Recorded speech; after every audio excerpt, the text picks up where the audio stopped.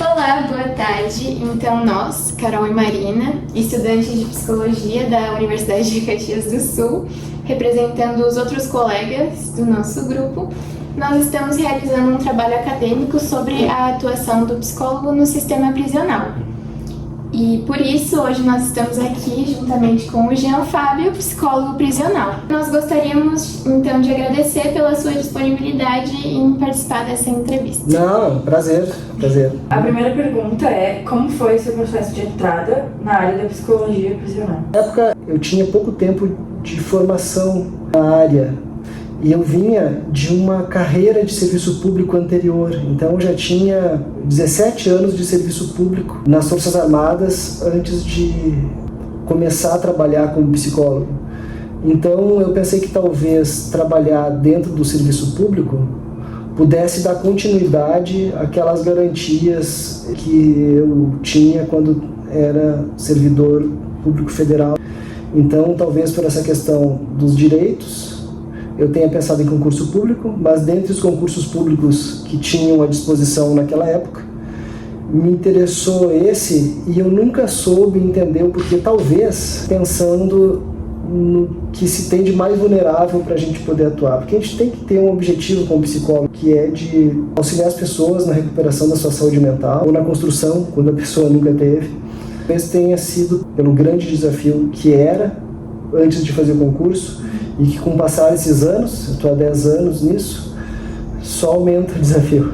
Quais foram as principais motivações que o levaram a escolher esse campo de atuação? Eu me interessei antes por atendimento individual. 2 anos depois de graduado, eu não sentia segurança em fazer atendimento individual. Na universidade era supervisionado, na clínica escola da universidade. Busquei uma escola de formação em psicoterapia, de orientação psicanalítica, e fiz essa formação que me ajudou muito a enxergar melhor o sujeito que eu ia atender dentro dos presídios, das penitenciárias. E no IEP eu tive essa segurança assim, de construir uma base um pouco mais sólida para me sentir seguro, não só em atender em consultório, mas também poder atender aquela população. Em sua opinião, como a formação acadêmica em psicologia prepara ou não o profissional para lidar com o contexto prisional?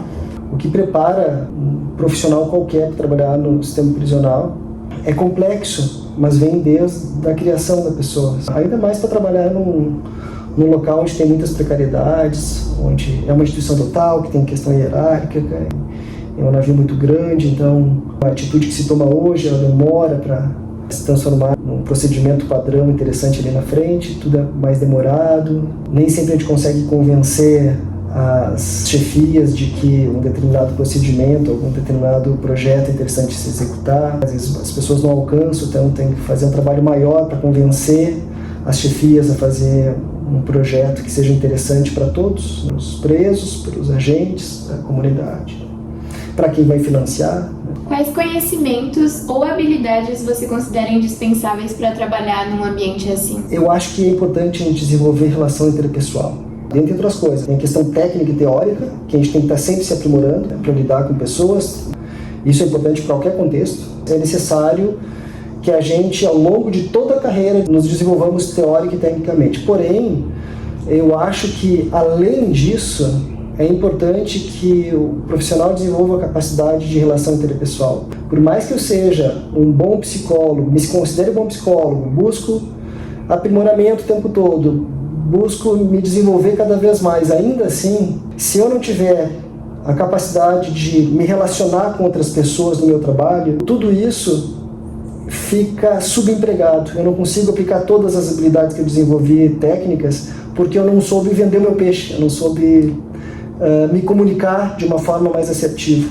Um grande desafio para as futuras gerações é desenvolver a capacidade de se relacionar com pessoas. A gente fica cada vez mais conversando com as pessoas através das telas da sua casa, fazendo videoaula, videochamada, mensagens instantâneas. Evitamos encontros com pessoas, às vezes até um encontro de lazer. As pessoas muitas vezes evitam, entram nesse funcionamento mais obsessivo-compulsivo, vai ficando mais isolado, mais dentro da sua ostra e deixa de conviver. Imagina então no ambiente de trabalho, Eu percebo que muitas pessoas que têm grandes capacidades deixam de aplicar suas grandes capacidades porque não desenvolveram ou não desenvolvem capacidade de relação interpessoal. Como é um dia típico de trabalho dentro da instituição prisional? O mundo ideal seria classificar os presos por tipo de crime. Cada grupo fica separado de outros grupos para não haver contaminação, para não haver uma nova hierarquia lá dentro, como se tem do lado de fora, uma pessoa subjugar a outra, dominar a outra. Então, classificar seria uma coisa importante. Isso passa por nós, poder classificar os presos, ajudar no processo de classificação, de separá-los lá dentro, desenvolver projetos de cunho esportivo, de cunho intelectual. A remissão pela leitura ela é implementada nos estabelecimentos prisionais através dos técnicos. Então, o psicólogo participa do projeto de construção desse tipo de tarefa. Por exemplo, ler 4 obras para bater 3 dias de pena lá no final. Aí ler mais 4 obras, enfim, ajudar até nisso, separar as obras para ler. E isso seria o mundo ideal, desenvolver projetos. Mas lá, muitas vezes, a gente não consegue porque tem movimentação de presos para ir para a saúde, tem movimentação de presos para vir aqui para o fórum, para audiência, para uma audiência em outro município, o preso é transferido para outro local, os agentes penitenciários são poucos. Nessas movimentações diárias, muitas vezes a gente deixa de fazer um atendimento que seria interessante porque não tem colega suficiente para fazer a movimentação dos presos. Quando isso não é possível, a gente vai desenvolvendo os projetos e buscando conversar com pessoas, colegas, tomar um chimarrão, tomar um cafezinho, porque nesse cafezinho eu acabo descobrindo alguma coisa de um preso que está acontecendo lá dentro, que eu não sabia, aí eu posso chamá-lo para conversar em seguida, atender uma família, tentar fazer essa ponte com o serviço social, porque nós não somos uma disciplina única. Quais foram alguns dos maiores desafios e dilemas que você já enfrentou no seu trabalho? O desafio talvez não seja dentro do trabalho, seja recuperar energia para enfrentar o trabalho novamente. Mas, além disso, também tem os desafios internos lá. Eu acho que um grande desafio é tentar transmitir para as comunidades de que o sistema penitenciário, do jeito que ele é, não se sustenta. Nós estamos no entendimento geral da população de que quanto mais eu prender, mais seguro é. E esse entendimento, ele não bate com os números. Os números dizem outras coisas. Os números estão dizendo que eu prender cada vez mais pessoas indiscriminadamente não está sendo traduzido em aumento de segurança pública. Os dados são esses.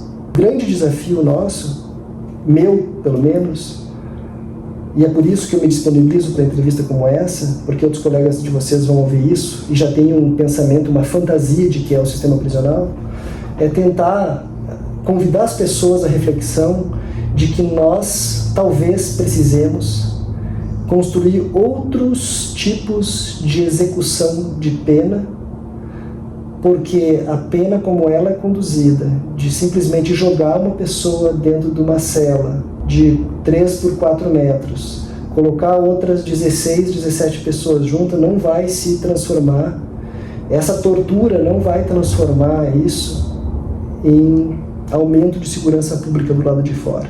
O desafio é tentar convencer a população que essa caricatura que a população faz do sistema prisional é uma caricatura muito diferente da realidade do sistema prisional.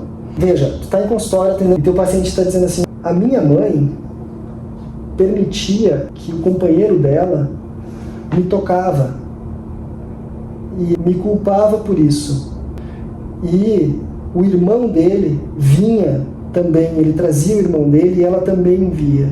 E ela permitia isso. Essa mulher, quando menina de 12 anos, ela era abusada pelo companheiro da mãe e pelo irmão do companheiro da mãe. E ela foi se desenvolvendo do jeito que ela pôde e se transformou numa adulta com transtornos diversos. É um caso extremo, mas essa pessoa está em liberdade. Se ela fizer um tratamento contínuo, pode ser que ela consiga aprender a conviver com aquela dor imensa que ela teve na infância. Diferente dela, se eu pegar um caso menos pesado dentro da cadeia, em que a pessoa está me dizendo assim: eu estou aqui, estou em sofrimento, já estou há 2 anos presa, eu não vejo perspectiva de sair daqui, mas eu tenho um problema que eu adquiri aqui dentro, que eu comecei a consumir droga aqui dentro, nunca consumi, e eu tô devendo, e tem uma pessoa querendo me matar ali dentro, e ela vem jogar água quente.